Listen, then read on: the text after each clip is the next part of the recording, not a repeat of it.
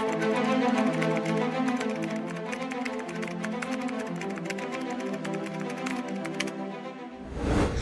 afternoon. It's 4 p.m. We're bringing you the developing news and the stories behind the headlines. This is Storycon. I'm Regina Lay. The stories that we're watching this Friday, November 7th. Economic growth slowed to 4% in the third quarter of 2025. That's the weakest since the pandemic in 2021. The latest figure is well below the 5.5% growth in the second quarter and the 5.4% growth in the first quarter. The government's full-year GDP forecast this year is 5.5% to 6.5%, and this latest figure throws that into question. The sharp slowdown in growth comes amid a multi-billion peso corruption scandal in infrastructure projects, seen as what caused a letdown in investor and consumer confidence.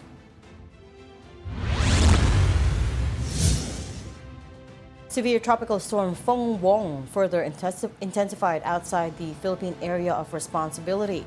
It was last spotted about 1,300 kilometers east of eastern Visayas.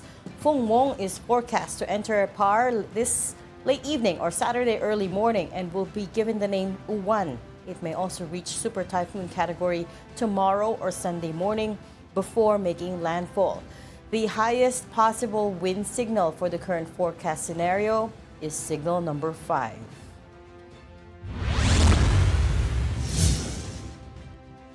President Bongbong Marcos visited the Tiltilon Elementary School in Liloan, Cebu, where over 120 families remain sheltered after Typhoon Tino.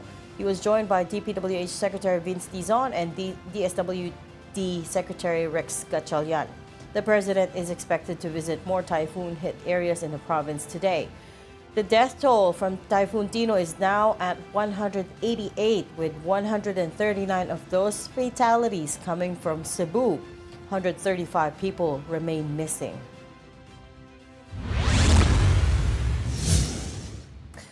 And Coalition Articulo 11, Article 11, rejected Independence Commission for Infrastructure Chair Andres Reyes' call for love. Instead, they demanded that government officials linked to the flood control scandal be held accountable. The coalition also announced plans to hold demonstrations leading up to the massive rally against corruption on November 30, Bonifacio Day.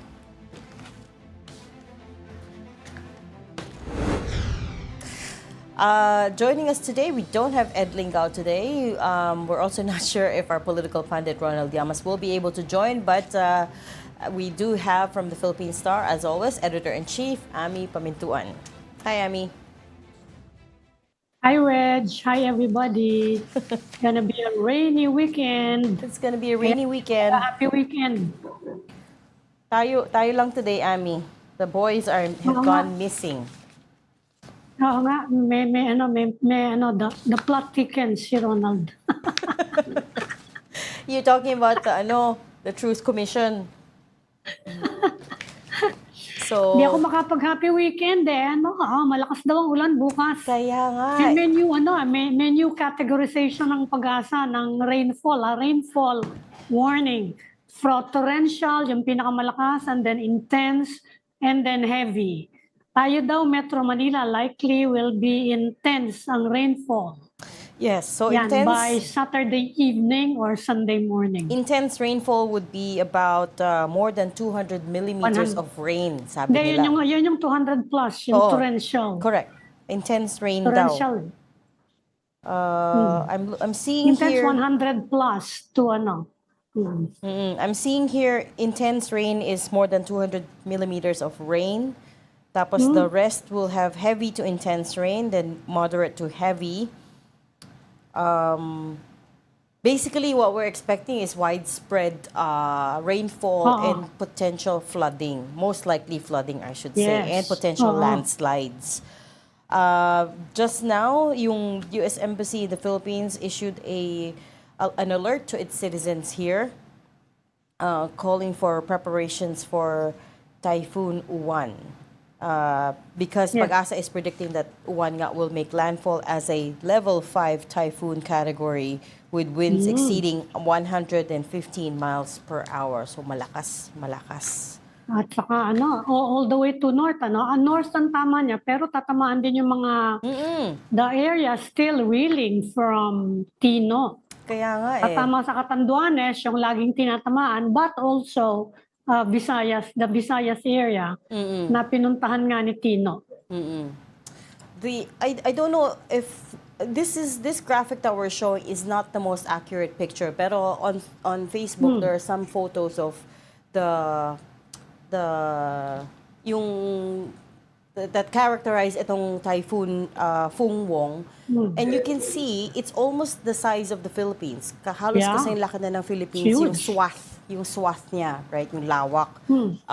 Because it's a super typhoon category, potential super typhoon category. And yun yung nakakatakot At because malakas nga yung rainfall. Oo. Kasi normally, yung signal na yan is wind signal Yung signal number 5 That's wind. Pero yung rainfall, ang kinatatakutan ngayon ng lahat dahil hindi pa nga nakikita. We have more than 100 people still missing. Diba? Tapos ayan na, heavy rainfall. Here we're looking at the heavy rainfall outlook for Sunday. There was a time, Amy, for the other typhoons and storms na hindi masyadong kinatatakutan yung rainfall, but it's the wind that's scary because yung malakas-lakas yung wind. The problem with Fung-Wong is it's both rainfall and strong winds. Right? Parang it's a double whammy. So rainfall is in some areas will be intense category, more than 200 millimeters. Tapos yung winds, including here, yung winds naman will is expected to, at its peak, exceed 115 miles per hour. 115 miles per hour, which is very, very strong. Ang lakas-lakas nun. So ito Kaya na yung marami ng mga evacuation ngayon. And I guess at least dahil sa nangyari sa Tino, mas madaling magpa-evacuate ngayon. Tatakot ang mga tao. Yeah. Which is Kaya baka mabawasan yung Kasi ang dami-dami nagkakalat ngayon stories about Tino, di ba? Grabe daw. Grabe yung pagbagsak ng ulan sa Cebu, Sa Cebu lang to. And bigla-biglang tumaas yung baha, kaya ang dami na trap. Exactly. Yun nga yung reporters who are there right now covering the aftermath. Usually ang mga sinasabi ng mga residents sa kanila is, first time it happened to us, we didn't expect it, kaya hindi kami lumikas because we thought it would be just another storm, right? Pero ito nga, it's not clear which video it is that we're showing. Hindi ko mabasa yung card. Liloan, that's Liloan. Liloan. Okay, this is Liloan, one of the hardest hit. As of there's been dozens that were confirmed dead sa Liloan. And siya yung pinakamataas death toll in Cebu. In Cebu lang. Meron din sa Kaya siya yung pinuntahan ni President Marcos. Oo. And it's the hometown of the husband of Cristina Frasco, no? Actually, I think si Secretary Frasco is also from there. And Liloan ba finally, siya? yung mag-asawa, si Congressman Duke Frasco and Secretary Cristina Frasco were seen on the ground. Remember earlier this week, there were rumors that they were in Europe and They kinonfirm were na in London. Oo, kinonfirm na ni Secretary Frasco na nandun nga sila sa... Yeah. She said they went to London for a tourism Travel event. Yeah. For the... Travel Mart. What was that? World Travel Mart. Pero sabi niya, umuwi daw siya the next day immediately. Pagtama ni Tino, umuwi daw kagad sila. She was there on Tuesday. Tama. So that was Tuesday. Although, yes, World Travel Market. Correct. And sabi, umalis din daw the next day to proceed directly to Liloan. Yun nga, which is their hometown. But now, may ibang controversy naman, which is apparently there are some relief goods that bore the face and name of Congressman Duke Frasco. I don't know. I don't know if you Bawal saw yun, that. Hindi ko pa nakikita, pero bawal yun. Hindi mo pa nakita sa social media, may mga nagpo-post Hindi. that with the canned goods, water, that had a sticker with his face and his name. So parang, bawal na ba yun? Pinagbawal na ba Baka nila? naman personal niyang donation yan, hindi siya Kasi Maybe. sila may-ari nung di ba, yung Liluan Biscuit. Sila ba yun? Sila yun Oh, I And don't know. That's a big food company. Yeah. Yeah. Hmm. I'm not sure, but in any case, it's also a bit distasteful din, no? Kahit even if you Yeah. use your own money. This is a disaster, a catastrophic disaster. Tapos, yun nga, you're gonna distribute goods with your... Makikita, it's not gonna be seen in the best light. Yeah. Diba? Saka anyway, titingnan natin. Kasi sabi ni Vince Dizon, people daw will be held accountable for what happened dito sa Cebu. Kasi, of course, we know na may extreme weather due to climate change. Pero, tinitingnan din nila kung merong mga man-made acts of negligence or whatever na pwedeng sisihin dyan sa sobra, sa magnitude ng flooding. Di ba? So, sabi ni Vince Dizon, someone will be held accountable. So, titingnan natin yung development na yan. I think that's always the problem Who is going to be held accountable, right? So, Yan na nga. nagkaaway, even this early, nakikita na natin that the officials from different sides of the political fence nag-aaway-away na. So, it started when incumbent Governor Pambari Cuatro said, may 26 billion pesos worth of flood control projects na nasayang. And then last night, on one of our shows, we interviewed former Governor Gwen Garcia, who, it was quite a long interview, but basically she said, hindi na-download sa local and sa provincial government yung that money went through DPWH and was not downloaded to them. So basically she's saying, in essence, that they have nothing to do with it. And in fact, ang point niya is, remember when she was suspended by the ombudsman, because of the desilting of what river was it? Pasensya na, I can't remember. Was it Masanga River? But she was saying na before kaya siya na disuspend was because of the order to desilt that river, and she was trying to make the point now that pag hindi siya na-suspend and natuloy itong desilting, sana it wouldn't have been as bad yung flooding. I don't know how true that is, but that's what she said. Sinisisi pa rin, di ba? Yung isa namang development sa mountainside. Yes, yung terrazas. Na in-interview nyo rin dyan, yes. Yes, yung I think it's called officially the Rice Monterrazas de Cebu. Monterraza. Oo. Sinisisi nila kasi nakalbo daw yung It's a long si name. Paulo Alcasarin yung in-interview ninyo, di ba? Na nakalbo yung mountain and walang mitigating structures para malabasan yung tubig dahil wala nang sumasalot, wala nang mga puno. Kaya ganon. Well, hindi lang si Paulo nagsasabi nun. In fact, I think it was just echoing what many of the residents are saying, na lumala nga daw nung nakalbo yung mga mountain slopes nila. So, si former Governor Garcia was also asked about that, why it was approved, and she, in a nutshell, said, nasa Cebu City kasi yun, and it's a charter city which does not fall under her jurisdiction. So, the question remains, why was it given all the permits, all from local city hall permits to ECC, environmental clearance certificate, and all of the other government permits, right? Yeah. Which means it was signed off. Madadagdag yan sa assignment ni Vince Dizon. Hindi pa nga tayo tapos sa Hindi na naman Bulacan. yan makakapagsuklay. Hindi pa nga tapos sa Bulacan. Nakapagpagupit na wala na, hahaba na naman uli buhok niyan. Oh my goodness. Cambio muna tayo, Amy. Let's talk about the other big news today. President Bongbong Marcos Jr. led the opening bell, or rang the opening bell for Maynilad's 34.3 billion peso listing, the first of its kind in the country. It's a green equity listing. Let's bring in mobile journalist Amy Atienza, who has the story. 3, 2, 1. It's official. The first listing of the green equity issuance in the Philippines has been opened, led no less by President Bongbong Marcos. Maynilad Water Services garnered 34.3 billion pesos, bringing the company into its full franchise requirements, supported by key investments of international and domestic investors, including International Finance Corporation and the Asian Development Bank.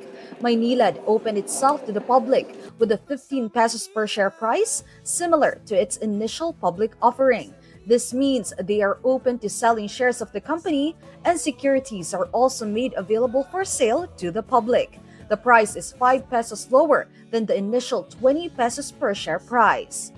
We believe that Maynilad is a solid investment, delivering essential water services and with a very predictable cash flows.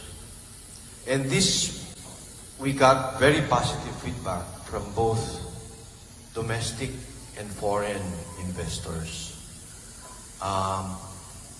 attesting to the company's operational performance, capex plans, and also dividend policy.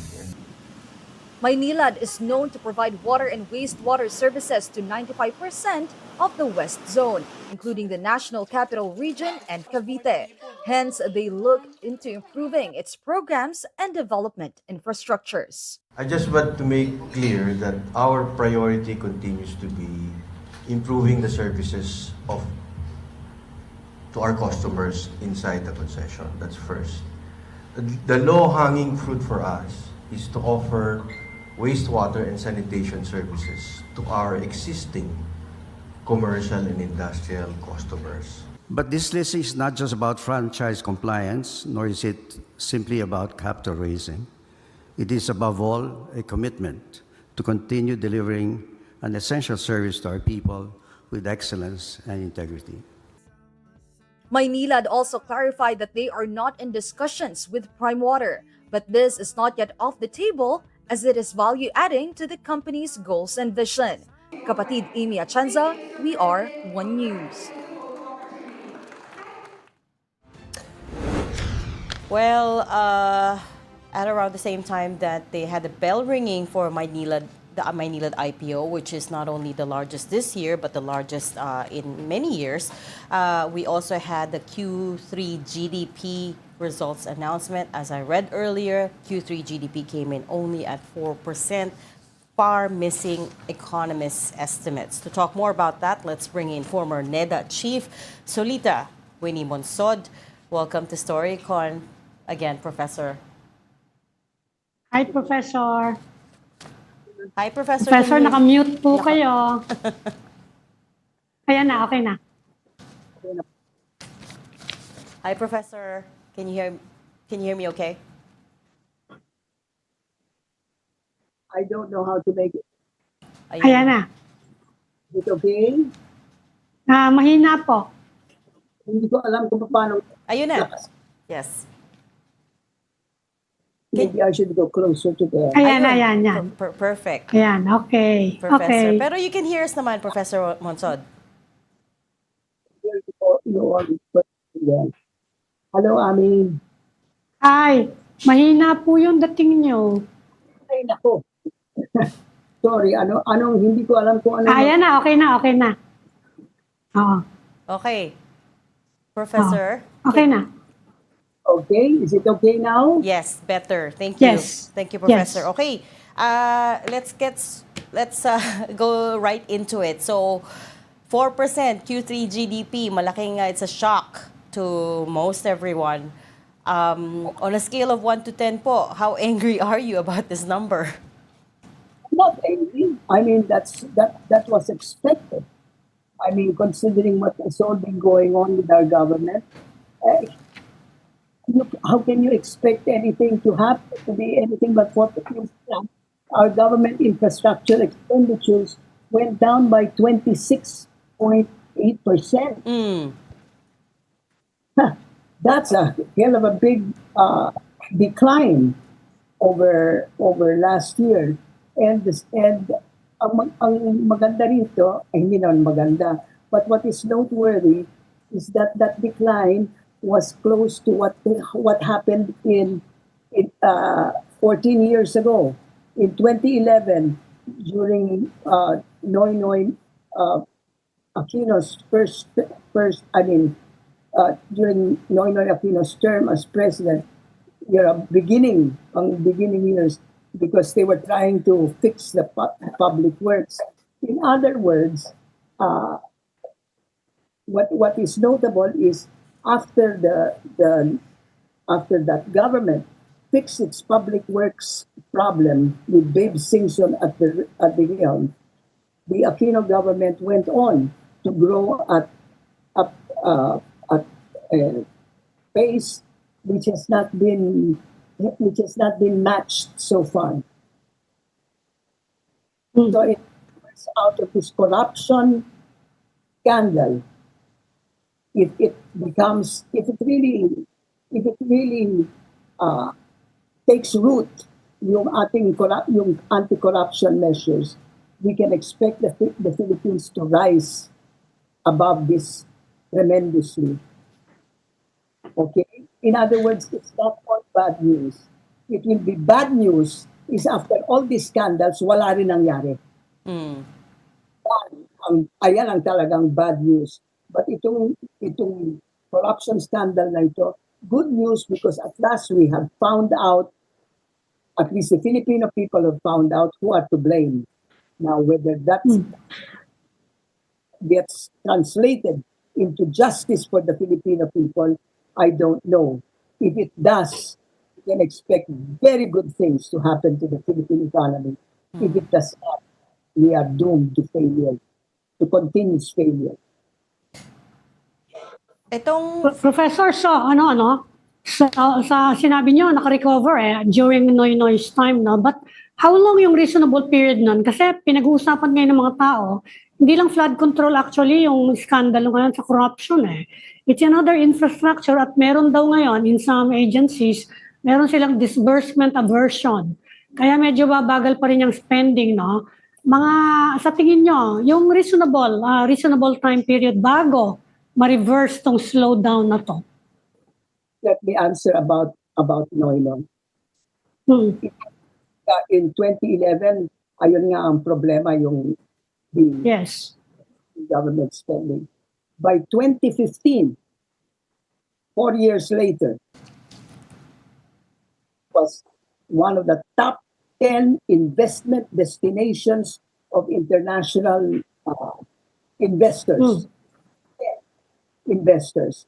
By 2015, the Philippines corruption perception index had improved to a height that has never been achieved since then.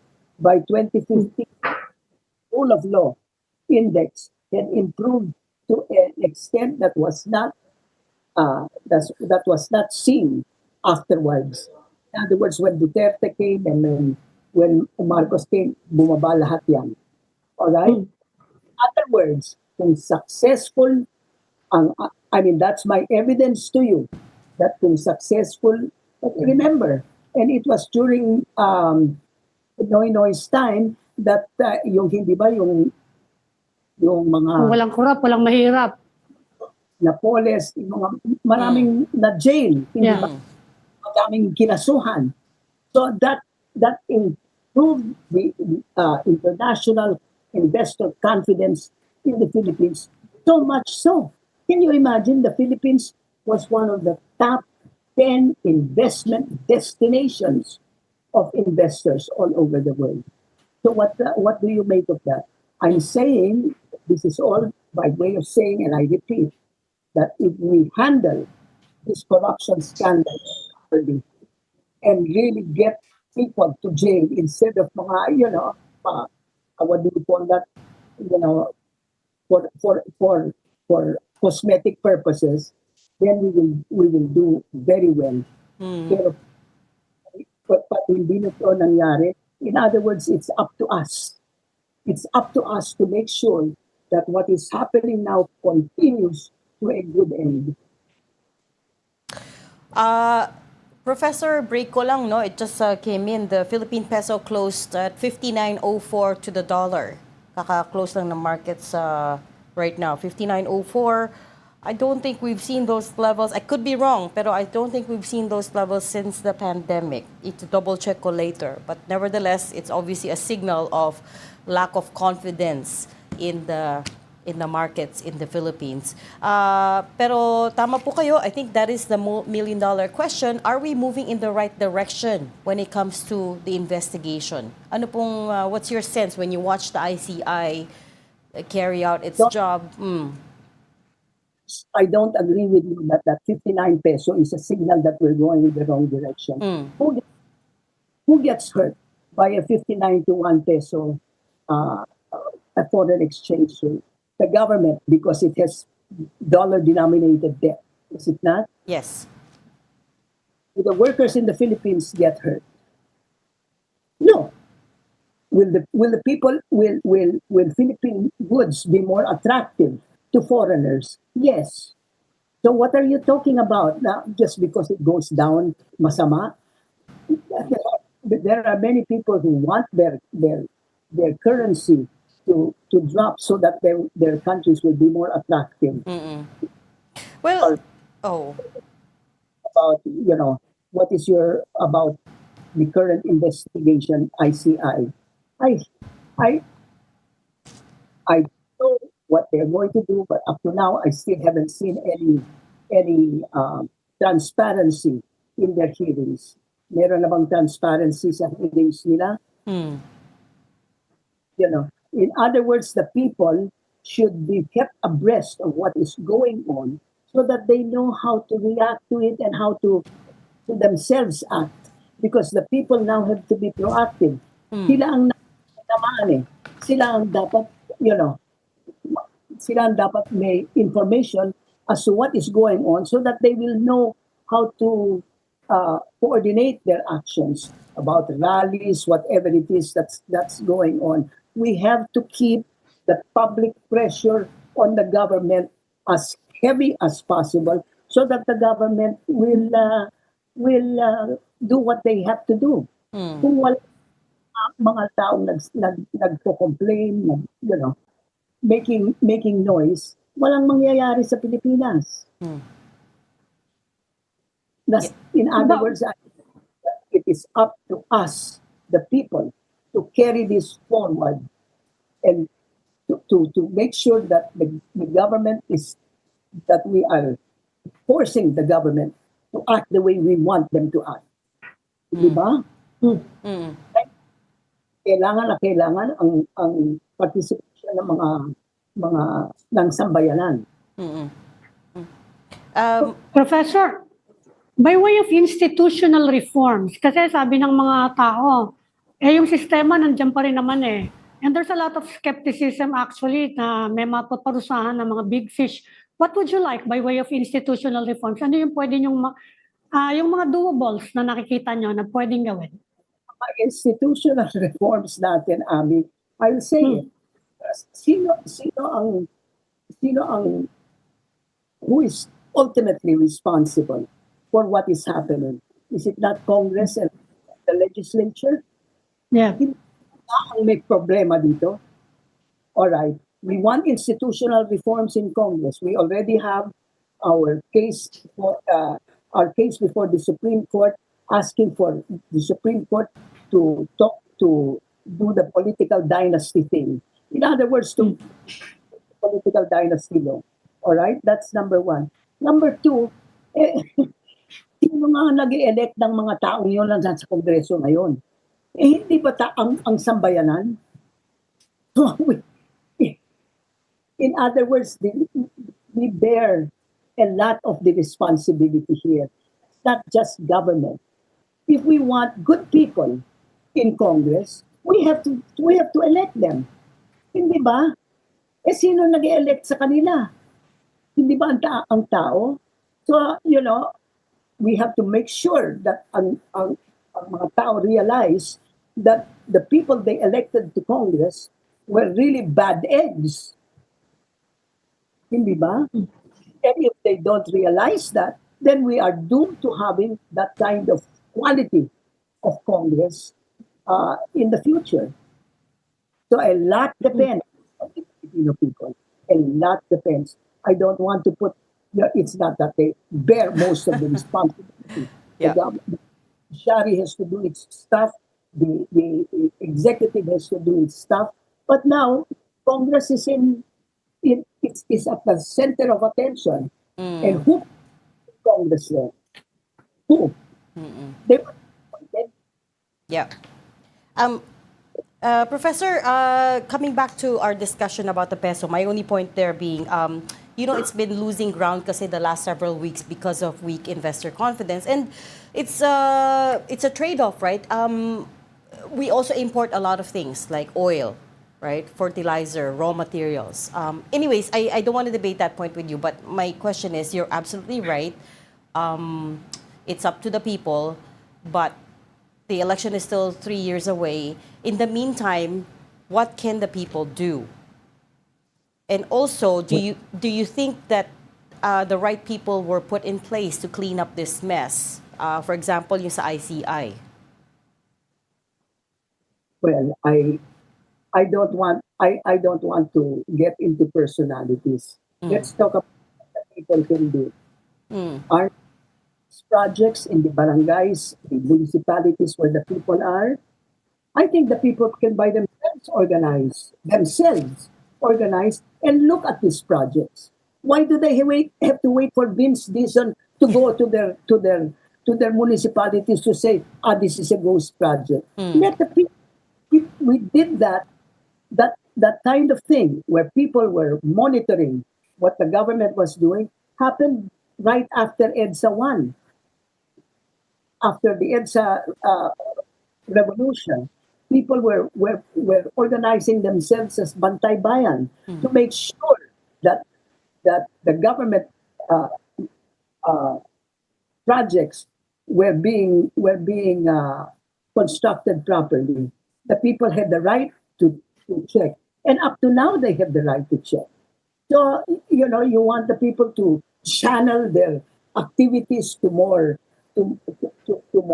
productive more productive areas. I challenge the people in the barangay. Kung meron kayong project dyan sa barangay nyo na ginagawa, puntahin nyo, usisahin ninyo. Hindi ba? At kung meron yan. Di ba merong sumbungan ng bayan ng Malacanang? Ayan talaga, ayan ang gawin ninyo. Hindi ba? Because who can do a better job than the people who are living there? Ayan, that's what the people can do. The people can also, of course, they can pray, they can rally, etc. But you do something concrete, then you have it. You don't have to go very far. Just see in your barangay, is there a project here that is being undertaken? If there is, we as a people have a right to the information on that project.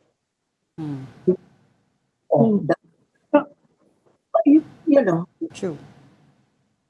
We don't have to spend our time all the time in rallies. Let's do hard, nitty-gritty work. To spend any money. It's there in our barangay. If there are any in that barangay. Or if you want to go further in your barangay, go to the municipality. That is Professor? Participation by the people. That shows that the people are really concerned and are bent on making sure that the people's money is not wasted. Professor, what about the executive? Kasi si President Marcos got this investigation going, no? Do you think he can do more? Para mapabilis-bilis lang. I mean, siguro we're just too impatient, ano? Pero you think the executive can do something else? The executive should have put on the cabinet. And the executive should have, the executive should examine himself. Did I appoint the right people? Why did it take so long before Martin Bonoan got, got investigated. All this time, this thing was happening under him. Why did the president, for example, appoint Martin Bonoan? What exactly were his qualifications? He's a good man. Maybe he's a good man, but maybe he was promoted to, you know, to a job which was beyond his capacity. I don't know, but really and truly, that is what the president does.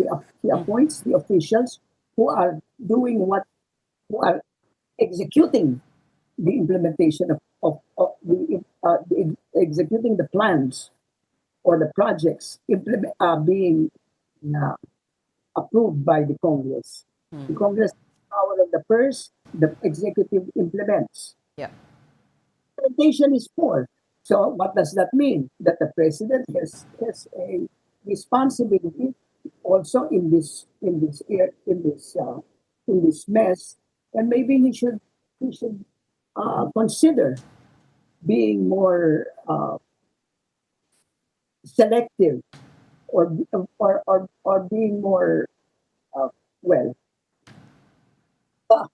with appointing the appropriate people, not just his friends, not just his relatives. Yeah. All very great points. Especially, I like what you said, it is all up to us. Nasa sa atin po yun. But we'll leave the conversation there. Thank you so much for talking to us today. Former NEDA Chief Professor Winnie Monsod. Thank you, ma'am. Thank you, Professor. You are watching Storycon on One News. We just need to take a very quick break. We'll be right back. Please stay with us. This is the Story Conference Group or the Storycon Group.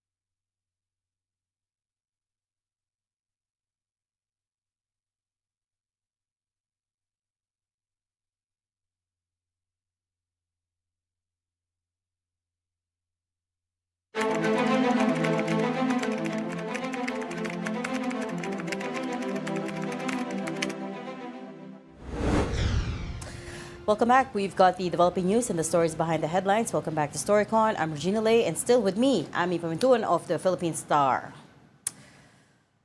In other news, we have Virgilio Cardinal David and families of alleged EJK victims pushing for the creation of a Truth and Reconciliation Commission. Telling us about that, we've got mobile journalist Arles de los Santos reporting live from Mandaluyong. Arles, what do you have?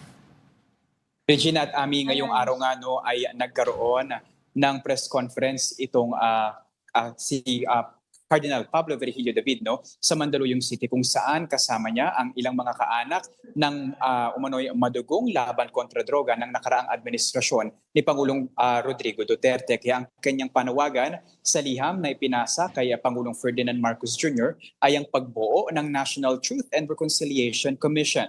Ito raw ay para muling silipin ang kinahinatnan ng mga umano'y naging biktima ng EJK at kung hanggang ngayon nga raw bakit wala pa ring hustisya na naibibigay sa mga ito. So Ami at Regina, ang parang gusto nilang mangyari magkaroon ulit ng bagong administrative order itong si Pangulong Ferdinand Marcos Jr. kagaya ng ginawa nito para sa pagbuo ng Independent Commission for Infrastructure, kung saan magkakaroon ng pagkakataon na yung mga naging biktima, mga kapamilya ng mga nabiktima ng EJK na ikwento kung ano nga ba ang mga nangyari at kung magkakaroon nga ba ng hustisya itong nangyari sa kanilang mga kaanak, and ombudsman na daw ang bahala kung mayroon man na liability yung ilan sa mga opisyal ng pamahalaan, dahil kung magkaroon man daw ng commission, kasama sa mga pagpapaliwanagin ang ilan sa mga lokal na opisyal ng pamahalaan. Arles, meron bang sinuggest sila na sinong gusto nilang mamuno dyan? Kasi laging controversial yan kung sino yung magiging in charge. Ami, sa mga nakikita daw baka posible na maging in charge dito yung Commission on Human Rights. Pero maaari nga raw na kagaya ng ICI na merong tatlo na mga eksperto. So probably from the Human Rights Commission and then isang abogado and investigador na sisilip dito. Kasi kasama sa kanilang panawagan, Ami, yung pag-amin daw noong mga sangkot talaga dito sa mga pagpatay, yung ilan sa mga binayaran and kung sino man ang nag-utos sa kanila, and syempre yung pag-ako ng kanilang ginawa. Ito daw ay paraan para maghilom yung mga biktima at mga kaanak na ito, and kung maaari mabigyan daw ng reparation yung mga pamilya na ito, and kung maaari din yung psychosocial support, dahil kanina Ami nakita natin yung mga kaanak ng mga kapamilya, rather ng mga EJK victims na talagang umiiyak at tila sariwa pa din ang sugat ng nangyari noong nakaraang administrasyon. Arles, this is a coalition then, Could you run us through quickly sino-sino yung mga lead conveners nito? Of course, we know Cardinal David, pero sino pa? At least on the part muna, Reg, nito ni Cardinal David, binigyang linaw niya naman na hindi siya nagsasalita bilang bahagi ng CBCP, kundi bilang pinakamataas na pinuno ng Archdiocese ng Caloocan, kung saan isa raw ito sa mga naging hotspot ng EJK killings noon, na parang sunod-sunod daw ng mga bahay doon sa Caloocan ang mayroong nasawi na kanilang mga kapamilya. Pero bukod kay Cardinal David, and then yung ilang mga kaparian at kamadrihan, pati ilang mga civil groups and organizations, andyan yung Akbayan, ilan sa mga nakita natin mula sa Tindig Pilipinas, and then yung iba pa na mga kasama natin na talagang kaparehas ang kanilang panawagan. That's a good distinction to make, though. So he's not speaking for CBCP in this role. He's speaking as the head clergy of the Diocese of Caloocan. Tama. Okay. So hindi ba wala ba nagtanong kundi kasi meron ng CHR, may ombudsman. We actually have a law for crimes against humanity na pwedeng i-pursue ng DOJ and ombudsman kung involved mga opisyal. May binanggit ba siya about that? So at least, Ami, doon sa pagbuo daw ng komisyon, parang ICI yung mangyayari. Papatawag or investigation and then referral sa ombudsman kung sino man yung mga liable dito, yung ilan daw ng mga local officials mula sa mayors hanggang doon sa mga barangay captains. So siguro nananawagan, ayon sa kanila, nananawagan nga sila nitong independent commission na naman or a different body to investigate kasi daw, Ami, yung ilan sa mga biktima. Pamilya ng biktima ng EJK hindi na daw umusad yung kaso. Kaya isa din sa mga kanilang kakalampagin daw yung National Police Commission para obligahin ito na ilabas ng PNP ang kanilang mga records sa mga nangyaring operasyon nito, and yung iba actually outside police operations daw na mga nakamask, na mga nakabonet, yung mga alleged suspect na mga ito. I find the timing of this a little bit off, no, Arles? Kasi of course the government is all hands on deck when it comes to the flood control investigation. And I'm wondering, ano kaya yung trigger or inflection point for this Truth Commission? May kinalaman ba to, for instance, with the ICC case of former President Duterte? Ano yung long-term, ano yung short-term goal pala nito? Is it to contribute to that case, for the case build-up for that, or something else? So far, Reg, wala naman silang nabanggit patungkol doon sa ICC, no? Itong si Father Cardinal David talagang binigyan din yung paglalabas ng katotohanan sa mga nangyari noong EJK killings and yung reconciliation daw doon sa mga kaanak ng biktima ng EJK, no? Pero bukod pa diyan, parang hindi raw na papansin ng publiko o ng ating pamahalaan na bukod sa mga korupsyon na nangyayari sa ating infrastructures ng pamahalaan, nandun din daw yung korupsyon sa pagpatay kung saan buhay ng mga tao ang kasama sa mga nalalagas at naaapektuhan, which is still part of corruption daw, nagagamit din daw ito ng ilang mga opisyal o mga may otoridad para actually yung mas tinamaan daw yung mga mas mahihirap nating kababayan. And hindi niya to tinatawag daw na bilang war against drugs, no? Kundi parang laban kontra mahirap. Pero dagdag ko lang dun sa tanong ni Reg, kasi yung inaakusahan ng karamihan ng mastermind niya na nandun na sa ICC, di ba? Ano yung niya? Ano yung objective niya ngayon?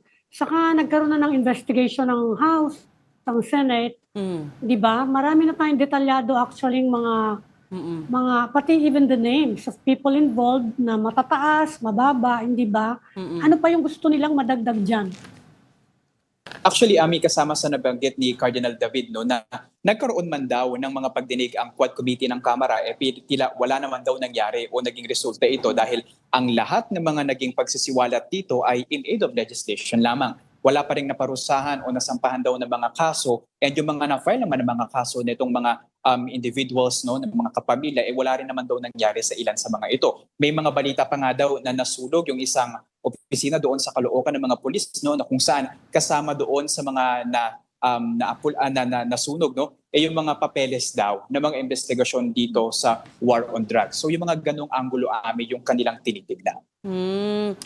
So mukhang they want this Truth Commission to also be prosecutorial, hindi lang not just a ministerial commission, which is a bit of it's a big ask kasi Mahirap-hirap yun. Oo, katulad ng ICI, di ba? That's what we are arguing ICI nga, about. wala pa eh. ICI, Correct. walang subpoena power, walang contempt power. It doesn't have prosecutorial Yes. power. So how are you going to hold people to account, right? So it's interesting. But we'll let you go. Thank you so much for all of the details and your reporting. Arles de los Santos, mobile journalist, live from Mandaluyong. Thank you, Arles. I was just going to comment, Ami, I wasn't here then. I wasn't in the country then. Pero di ba si former President Noynoy Aquino also set up a Truth Commission? Yeah, it was overturned. Hindi siya natuloy. Yun na nga, hindi na. Pero it was. Hindi siya natuloy. Supreme Court siya na. That was a Supreme Court ruling. Kaya actually, meron na nag-comment dyan sa proposal na yan ng mga obispo na baka pareho yan dun sa Truth Commission nung panahon nga ni President Noynoy. Bakit siya na-overturn? Because it was created through EO lang. Hindi ko na matandaan yung detalye ng case eh. But it was overturned. Hindi siya natuloy. And it's difficult you consider what happened. Halimbawa, sa South Africa na actually meron namang mga naparusahan din pero napakahirap nung Although siguro dahil nga sa extent ng problema, siguro iniisip din ng mga at least we're trying to do something about it. Yeah. Sabi nga ni Professor Winnie Monsod, it is up to us to put Yeah. continue to put public pressure on the government to do something. Pero Just to speed things up, di ba? Kasi wala nangyari dun sa sinubukan ni di ba, yung dating Justice Secretary. Sabi niya, walang gusto daw mag-testify, walang gusto mag-complain. Pero good Yun ang point yun na problema. ano na nangyari dun sa all the findings from the congressional hearings, no? I don't know if Wala naglabas na ba sila ng committee report? I don't remember. I'm not sure. Oo Saka nga eh. Parang hindi ko rin... kasi nangyari nga yung inaresto si President Duterte. Yes. Tapos ayun, nagpunta na yata si Ruina Garma somewhere preparing Correct. to testify. Oo. Tapos we're waiting for at least 2 more arrest warrants. Yun ang hinintay ng mga tao ngayon. Yeah. Kaya medyo nag-slow down at natabunan nga na itong flood control. Ay nako, every day brings a new thing, Lahat na lang Yeah. na stories na hinapon natin at tabunan. But that is all the time that we have for today. So I'm gonna end this show. But just very quickly, yung DOST Pag-asa on Facebook has just issued its latest advisory for Tropical Cyclone Fung-Wong. This is one, of course.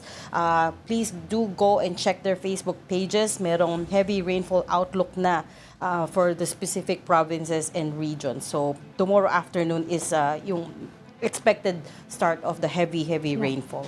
But do check DOST Pag-asa to be updated. And mag-ingat po tayong lahat. Thank you for joining Storycon Rainy today. weekend. Ami Pamituan, Editor-in-Chief of the Philippine Star. Join us again Monday, 4 p.m. for Storycon. I'm Regina Lake, kapatid. We are One News, all sides, all the time. And please stay safe this weekend. This is the Story Conference Group or the Storycon Group.